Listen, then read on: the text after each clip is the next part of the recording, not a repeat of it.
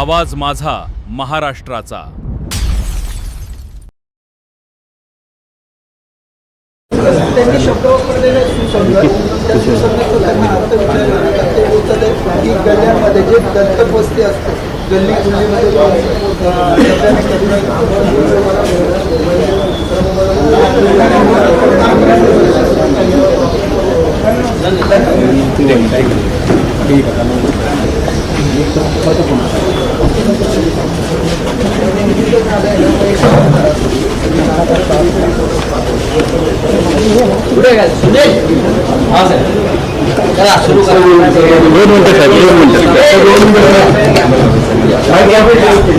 गाडी आज थोडक्यात मला कोर्टात जायचं आहे, नंतर मला अटक होईल।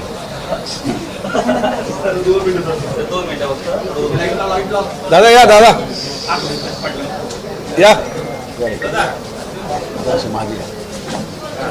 या बोला।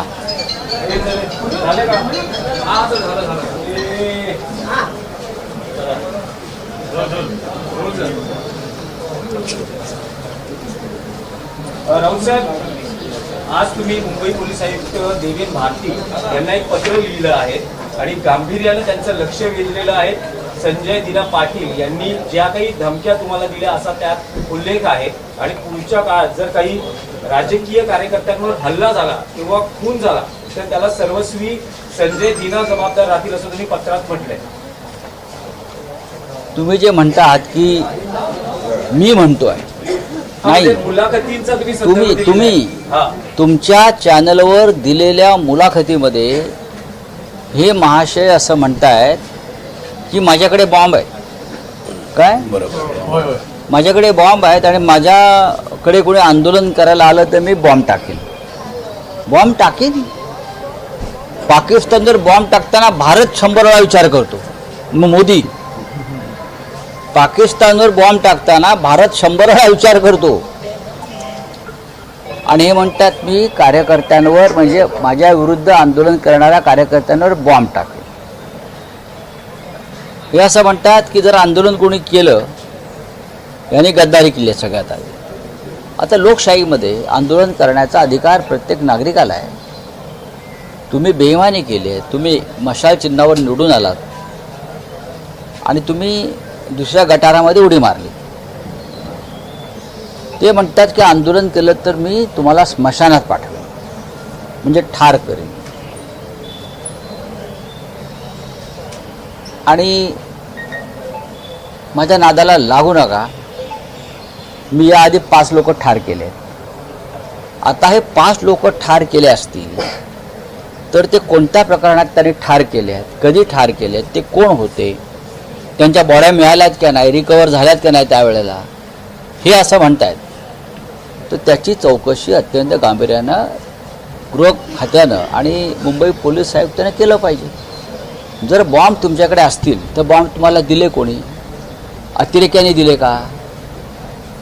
जर अतिरेक्यांकडून तुमच्याकडे बॉम्ब आले असतील तर दहशतवाद विरोधी पथकाकडे ही केस दिली पाहिजे, कारण बॉम्ब अतिरेकी बनवतात ना। मुंबईवरती बॉम्ब हल्ला कोणी केला? दाऊद इब्राहिमने केला किंवा पाकिस्तानमधल्या अतिरेक्यांनी केला, कसाबने केला। हे अतिरेकी आहेत, त्यांच्याकडे बॉम्ब होते आणि हा माणूस म्हणतो माझ्याकडे बॉम्ब आहेत। मग एकनाथ शिंदे यांचा बॉम्बचा कारखाना आहे का?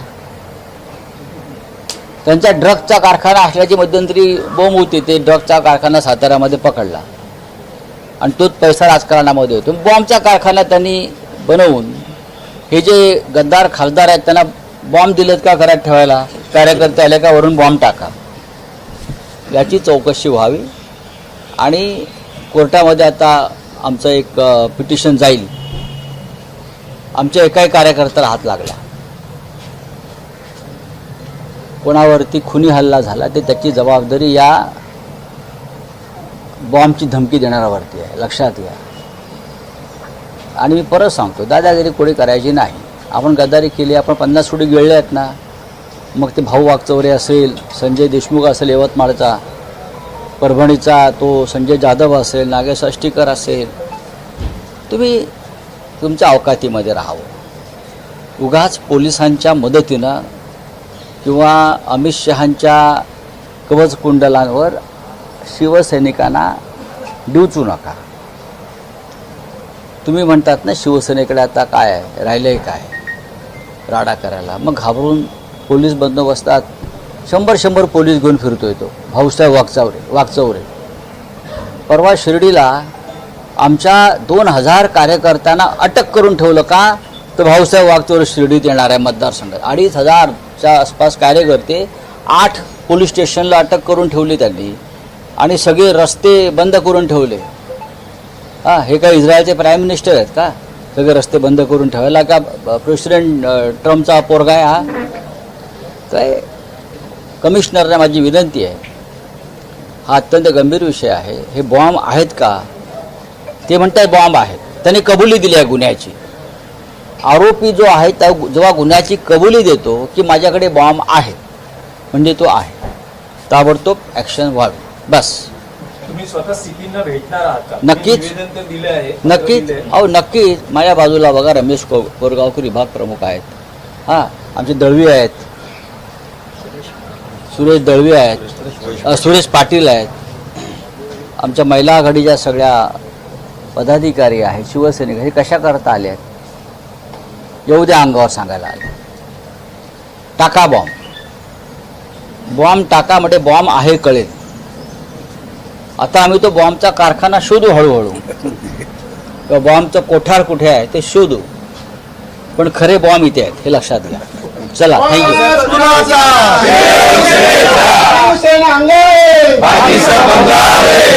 सर, काल महाविकास आघाडीची बैठक पार पडली ज्याच्यामध्ये 60 पैकी फक्त 37 आमदार उपस्थित राहिले. उद्धव ठाकरेंनी चिंता व्यक्त केलेली आहे नाही, की मी होतो त्याच्यामध्ये. एक लक्षात घ्या, आता कालच्या बैठकीला सुनील राऊत नव्हते, बरोबर ना? का नव्हते? त्यांच्या भागामध्ये एक भिंत कोसळली. पावसामुळे एक मोठी भिंत कोसळल्यामुळे काही लोक तिथे जखमी झाले, अडकले.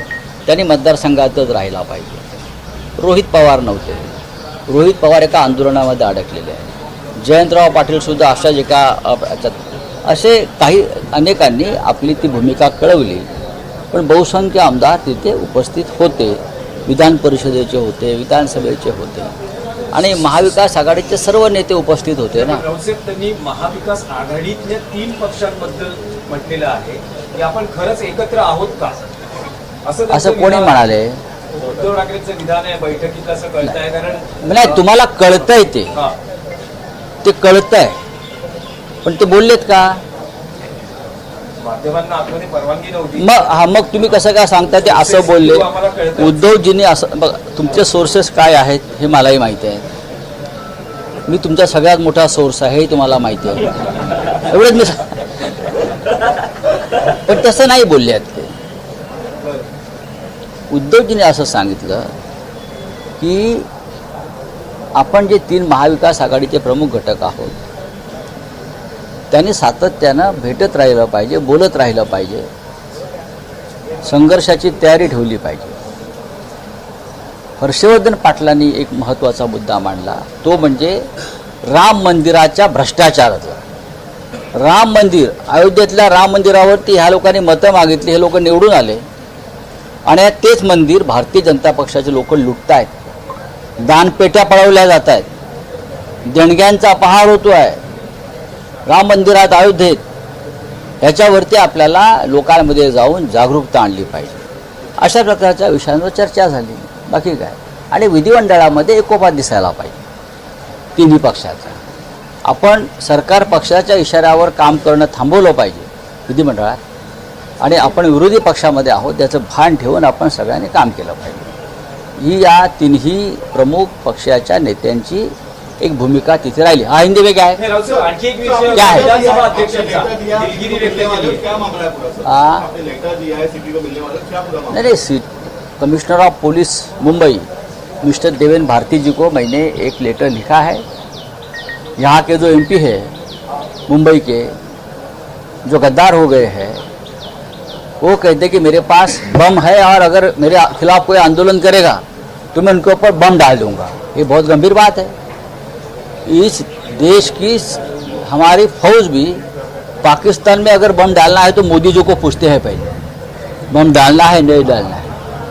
मोदी जी ट्रम्प को पूछते हैं क्या करना है, डालना है नहीं डालना है, और ये तो सीधा बोलता है कि हम बम डालेंगे, हम तुमको मार देंगे, आपकी हत्या करेंगे, हमारे पास इतने हथियार है, मैंने इतने लोगों को पहले मारा है, तो उनकी जांच होनी चाहिए। अगर आपके पास बम है तो बम आए कहाँ से? क्या एकनाथ शिंदे जो है उसने बम की फैक्ट्री बनाई है? और सब जो गद्दार है जिनके खिलाफ जनता में एक रोष है, उनको सबको अपने सिक्योरिटी के लिए बम दिए हैं, हैंड ग्रेनेड दिए हैं क्या? तो ये सबकी इंक्वायरी होनी चाहिए। अब मैंने लेटर लिखा है, मैं कोर्ट में जाऊंगा। सब हमारे शिवसैनिक अब आए हैं, वापस जाएंगे उधर आंदोलन करने के लिए। डालो बम, बम डालो ना, हम डरते हैं क्या? चलो। विधानसभा अध्यक्षांचा विषय आहे। पढ़ाई है नौवीं में ऐड की गई है। हाँ। इमरजेंसी की जो पढ़ाई है नौवीं में ऐड की है, लोग को बच्चों को इस तरह जानकारी देने के लिए। इमरजेंसी के बारे में पढ़ाई सिलेबस में डाला है क्या? 9% हाँ, तो क्या हो गया? समझना चाहिए, जो इस प्रकार से बर्ताव करता है उतनी उनकी सत्ता चली जाती है। 12 साल से इस देश में इमरजेंसी है, 12 साल हो गए इस देश में इमरजेंसी है। इंदिरा गांधी ने किसी की पार्टी को नहीं तोड़ा, इंदिरा गांधी ने संविधान को ख़त्म नहीं किया। इंदिरा गांधी ने जब ये संघ के लोग थे जेल में, अटल जी, अडवाणी जी, जगन्नाथराव जोशी जी, बाला साहेब देवरस जी, तो जहाँ जहाँ जेल में थे वहाँ उनकी 5 स्टार व्यवस्था की थी इंदिरा गांधी ने, और स्पेशल 5 स्टार होटल के सेफ और कुक इंदिरा जी ने अंदर रखे थे, मुझे मालूम है और उनको भी मालूम है। उसमें से कुछ लोगों ने इंदिरा जी की माफ़ी भी मांगी बाद में, और इमरजेंसी का समर्थन किया, जिसमें बाला साहेब देवरस भी थे और भी लोग थे उस वक्त। लेकिन वो ज़माना अब 50 साल हो गए। 12 साल से जो है बीजेपी सारे जो कोर्ट है ये ईडी है उनको ताबे में ले चुकी अब इमरजेंसी है ना देश में, और क्या है? पढ़ाई कार्यवाही जारी किस तरह से आप देखते हो? देखो, ये पढ़ाई का विषय नहीं है इमरजेंसी। इमरजेंसी का पढ़ाई का विषय एक व्यवस्था है। अगर देश में अराजकता फैलती है तो इमरजेंसी आप लगा देते हैं, संविधान में व्यवस्था है उसकी। तो उसका मतलब आप संविधान को मानते नहीं हो। इस देश के संविधान ने अधिकार दिया है प्राइम मिनिस्टर को कि अगर देश में अराजकता पैदा होती है तो आपने नोटबंदी क्यों लाई भाई? नोटबंदी क्यों लगाई? आप मुझे बताइए कि कोरोना काल में आपने एपिडेमिक एक्ट क्यों लाया ना? संविधान में और कानून में वो प्रावधान किया है, लेकिन आप लोग संविधान को मानते नहीं हो। इमरजेंसी का समर्थन हिंदू हृदय सम्राट बाला साहब ठाकरे जी ने किया था, क्योंकि देश में अराजकता फैली थी। और ये बीजेपी के नेता ये बोल रहे थे खुलेआम, क्या बोल रहे थे? पुलिस को चैलेंज कर रहे थे, फौज को चैलेंज कर रहे थे, इंदिरा गांधी का सरकार का आदेश मत मानो। एक डिसिप्लिन फोर्स को ये बोल रहे थे कि आदेश मत मानो सरकार का। क्या मोदी जी के बारे में ऐसा कोई कहेगा कि प्रधानमंत्री के आदेश फौज ने नहीं मानने चाहिए, तो मोदी क्या करेंगे? क्या करेंगे? चरण सिंह की यह भाषा थी, जयप्रकाश नारायण की भाषा थी। फौज को बगावत का आदेश दे रहे थे, और ये बहुत गलत था। इस देश की फौज एक डिसिप्लिन फोर्स है। आप उनको कहेंगे कि इंदिरा गांधी के खिलाफ बगावत करो, देश के खिलाफ बगावत करो, तो इमरजेंसी क्या 10 इमरजेंसी आनी चाहिए। विधानसभा अध्यक्षांचा विषय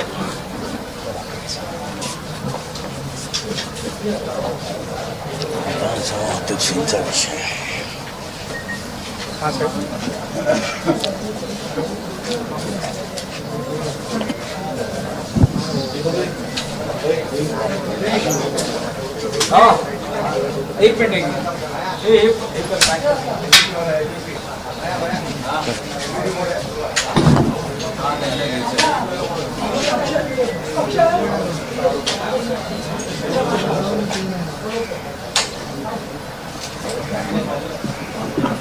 माझं कोणतं आहे?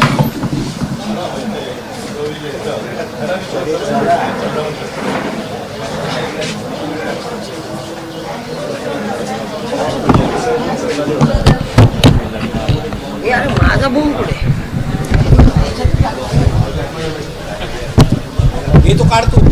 हा कोणाच आहे? अरे माझा कोणी काढला? याला लावलंय मग कोणीतरी. कोणाला? तो ना दुसरा पण असायचा. हा कोणाचा आहे? ABPला लावलेला कोणाचा आहे?